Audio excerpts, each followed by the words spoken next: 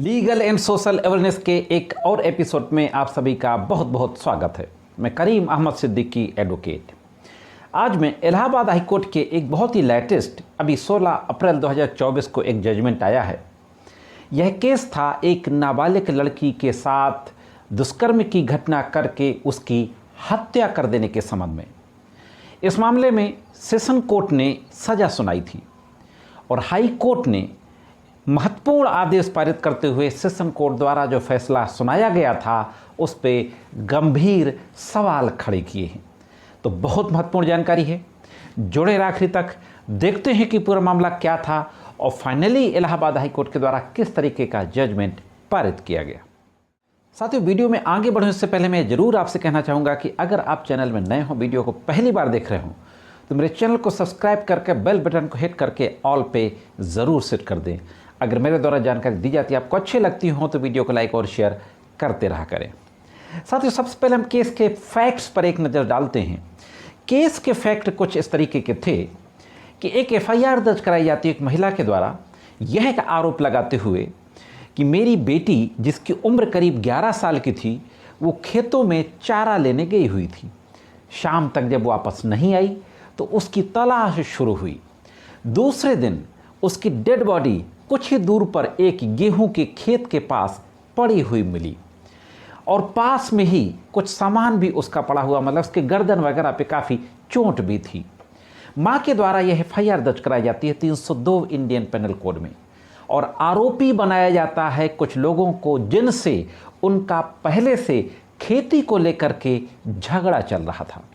साथियों, इस मामले में एफआईआर दर्ज होती है। एफआईआर दर्ज होने के बाद इन्वेस्टिगेशन होता है और ड्यूरिंग द इन्वेस्टिगेशन आयु को उस लड़की के साथ, नाबालिग जो विक्टिम थी उसके साथ दुष्कर्म की घटना के भी सबूत मिलते हैं। लिहाजा 376 इंडियन पेनल कोड की भी बढ़ोतरी की जाती है इन्वेस्टिगेशन के दौरान और चार्जशीट दाखिल की जाती है 302 और 376 इंडियन पेनल कोड में। मैं ये भी यहाँ पे आपको बता दूं कि आईओ ने डेड बॉडी के पास से ही उसकी स्लीपर बरामद की थी, ब्लड लगे हुए कपड़े बरामद किए थे और कुछ हथियार, चाकू की तरह एक दरंती होता है उसको भी बरामद किया था। दोस्तों, अब देख लेते हैं कि ट्रायल कोर्ट में क्या होता है और ट्रायल कोर्ट के द्वारा क्या आदेश दिया जाता है, इसके बाद हाई कोर्ट में क्या होता है। साथियों, यहाँ पर मैं ये भी आपको बता दूँ कि सेक्शन 302, 376 इंडियन पेनल कोड के साथ साथ हरिजन यानी SC/ST एक्ट में भी चार्जशीट आई थी। SC/ST एक्ट की धारा 32V इसको भी लगाया गया था चार्जशीट में। अब गवाह के रूप में मुख्य दो गवाह जो फैक्ट के गवाह थे, पीड़िता यानी मृतका की माँ और मृतका का पिता, माँ जिसने की एफआईआर लिखाई थी। माँ का बयान कोर्ट में होता है और वो कहती है कि घटना के दिन मैं, मेरा पति, मेरा बड़ा बेटा दिल्ली में काम कर रहे थे।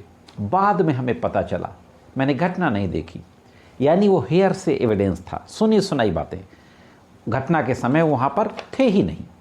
दूसरा स्टेटमेंट होता है PW2 के रूप में फादर का, डिसीज के फादर के द्वारा भी यही कहा जाता है कि हम लोग दिल्ली में थे जब घटना घटी, हम लोगों ने घटना को अपनी आंखों से नहीं देखा है। लेकिन बाकी पूरी घटना का समर्थन किया जाता है माता पिता दोनों के द्वारा कि फला फला लोगों से जो आरोपी थे, हमारा खेती का झगड़ा चलता था और इसी वजह से इन लोगों ने मेरी बेटी की हत्या की, उसके साथ दुष्कर्म किया। तो इस तरीके का स्टेटमेंट दिया जाता है। अब ट्रायल कोर्ट सिर्फ माता पिता के स्टेटमेंट पे यकीन करके सज़ा सुना देती है आरोपियों को, लाइफ इम्प्रिजनमेंट की सज़ा हो जाती है। ट्रायल कोर्ट के इस आदेश के खिलाफ जो स्पेशल SC/ST कोर्ट थी, सेशन कोर्ट, उसके द्वारा ये जजमेंट सुनाया जाता है। उसके जजमेंट के खिलाफ हाई कोर्ट में क्रिमिनल अपील दाखिल की जाती है। तो देखते हैं कि अब हाई कोर्ट के द्वारा कौन सी महत्वपूर्ण बातें कही जाती हैं और फाइनली क्या आदेश दिया जाता है। साथियों, सेशन कोर्ट के इस कन्विक्शन फैसले के खिलाफ हाई कोर्ट में जो अपील दाखिल होती है, criminal appeal number 3674/2016, Nanku Singh versus state of Uttar Pradesh, अभी 16 अप्रैल 2024 का ये जजमेंट है। ऑनरेबल हाई कोर्ट के बेंच के द्वारा पूरी फाइल का अवलोकन किया जाता है, सारी एविडेंस को अच्छे से देखा जाता है और इस सारी एविडेंस को देखने के बाद एक महत्वपूर्ण बात कही जाती है कि ना तो यह डायरेक्ट एविडेंस का केस है, there is no any eye witness, और ना ही ये सर्कमस्टेंशियल एविडेंस का केस है। ना तो डायरेक्ट एविडेंस कोई आई विटनेस है और ना ही परिस्थितिजन्य साक्ष्य हैं। आपको पता है कि या तो किसी घटना का कोई डायरेक्ट एविडेंस होता है, चश्मदीद साक्षी होता है, और या परिस्थितियां खुद गवाह देती हैं, एक कनेक्शन हो जाता है, एक चेन बन जाती है घटना और घटना कारित करने वाले के बीच में परिस्थितियों की। तो ना तो प्रोसिक्यूशन कोई ऐसी परिस्थिति डेवलप कर सका, प्रूव कर सका जिससे साबित हो कि ना आरोपियों ने घटना की है, और ना ही कोई एविडेंस है। माता पिता ने कहा है कि हम गांव में थे नहीं, हमने घटना देखी नहीं।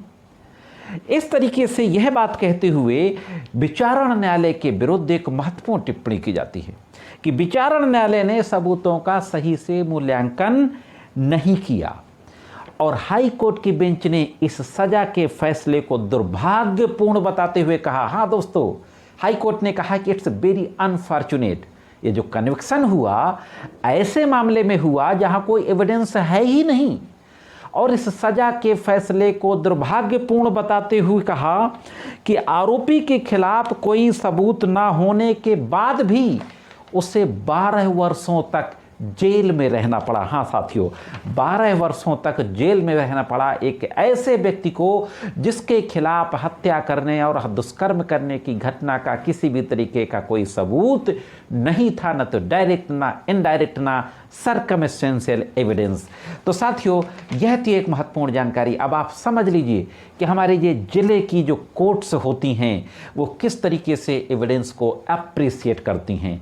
मैं समझता हूँ कि हाई कोर्ट को ऐसे जजमेंट्स में स्ट्रक्चर भी पास करना चाहिए। ये जो डीमेरिट्स के जो जजमेंट होते हैं, इन जजमेंट्स को क्रिटिसाइज भी करना चाहिए। ये थी दोस्तों एक महत्वपूर्ण जानकारी कैसे लगी कमेंट्स करके जरूर बताएं। आप इस फैसले से कहाँ तक सहमत हैं यह भी कमेंट्स करके जरूर बताएं।